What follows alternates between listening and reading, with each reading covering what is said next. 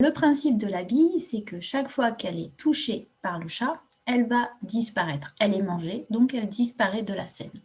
Donc pour le programme de la bille, déjà, bien se positionner sur la bille, c'est-à-dire cliquer sur la vignette qui représente la bille. Et là, comme tu peux le constater, il n'y a aucun programme. Dans la catégorie événements, on prend le bloc quand drapeau vert est cliqué. Ok, donc le bloc quand drapeau vert est cliqué. Et première chose, la bille, elle est un peu grosse. Donc il va falloir diminuer sa taille comme pour le chat. Donc tout ça, ça va se passer dans la catégorie apparence. Mettre la taille à 100% de la taille initiale. Donc je vais faire par exemple 50%. La diminuer de moitié. Voilà, je clique. Et ma bille est déjà plus petite. Et je la positionne. Maintenant, voilà. Donc, je te disais, chaque fois que la bille va être touchée par le chat, elle va être cachée. Donc, c'est comme pour tout à l'heure, le chat avec les murs. Quand la bille, elle est touchée par le chat, eh bien, ça va être une condition. Donc, dans la catégorie contrôle, le bloc si alors, si la bille est touchée par le chat. Et dans la catégorie capteur, le premier bloc touche le pointeur de souris et à la place de pointeur de souris, on sélectionne chat. Donc là, tu vois, c'est très important d'avoir bien nommé tes personnages, parce que si tu as un jeu avec 10, 15, 20 personnages et qui s'appellent tous Sprite 1, 2, 3, 4, tu ne sais pas qui est qui. Là, au moins, c'est plus simple. Et on positionne touche le chat ici. Donc nous avons, si la bille est touchée par le chat, alors elle va disparaître. Donc dans la catégorie apparence, cachée. Et comme elle va disparaître, il faut bien penser lors de l'initialisation du démarrage du programme de la bille, il faut qu'elle soit visible. Donc, on va mettre montrer. Donc, quand drapeau vert est cliqué, on définit la taille et elle est visible. Le bloc montrer, tu peux le mettre ici ou en dessous, ça n'a pas d'importance dans cette phase-là. Ensuite, comme nous avons utilisé une condition, eh bien la condition doit être mise dans une boucle de répétition. Et voilà, on va tester. C'est bon, la bille se cache.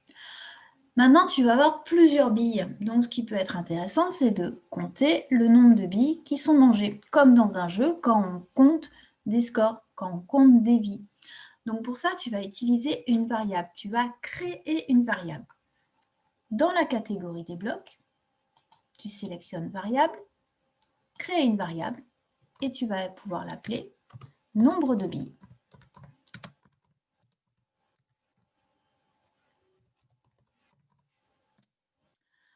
Très important, c'est qu'au démarrage du jeu, le chat n'a mangé encore aucune bille. Donc le nombre de billes, il est à 0. Donc on retourne sur le programme du chat et on va, dans la partie d'initialisation, dire que mettre, alors c'est pas ma variable, mais mettre nombre de billes à 0. C'est comme quand dans un jeu, tu comptes des points, des scores, et bien au démarrage, tu as 0 points.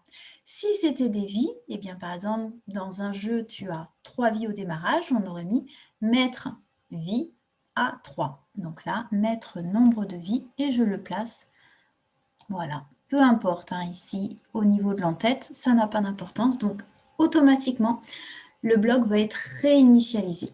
Donc, mettre nombre de villes à 0. Et maintenant, on retourne à la bille.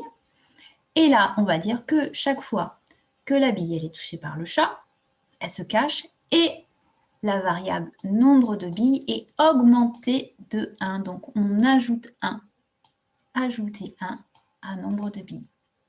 Je clique sur drapeau vert. Voilà, ma bille est visible. On descend et j'ai bien 1 qui s'affiche.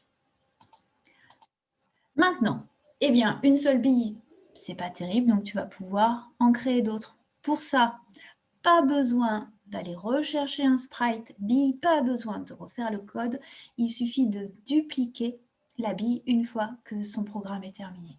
Pour dupliquer, un clic droit, sélectionner dupliquer, et tu vois, il y a une deuxième bille qui a été créée, et tu peux la placer où tu le souhaites. Hop, pareil, pour en faire une autre. Et ainsi de suite. Et tu peux faire autant de billes que tu le souhaites et à chaque fois, le programme, le nombre de billes augmente. J'ai 3 billes et là, j'ai mangé 3 billes. C'est parfait. Donc voilà, maintenant, tu as le programme du chat, le programme de la bille et tu peux faire autant de billes que tu veux. Et maintenant, pour terminer ce premier projet, nous allons voir le programme de la clé.